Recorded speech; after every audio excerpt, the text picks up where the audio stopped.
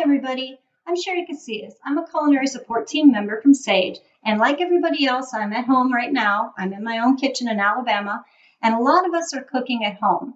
Now, we're going to have leftovers because, if you're like me, I cook a lot. So, what do you do with those leftovers and how do you properly store them? Well, why do you properly store them? First of all, if you leave your food out on the counter for long periods of time, bacteria can get into the food, and that can make you sick, it can make your family sick, and nobody wants that.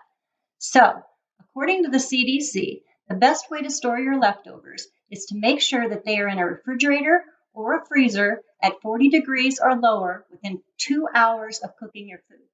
Usually that's enough time.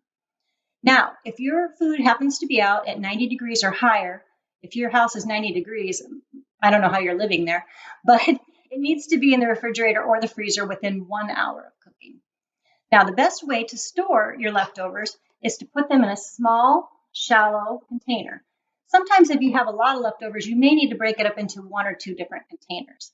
Now, the reason we put it in a small, shallow container is to make sure that it cools down quickly and evenly.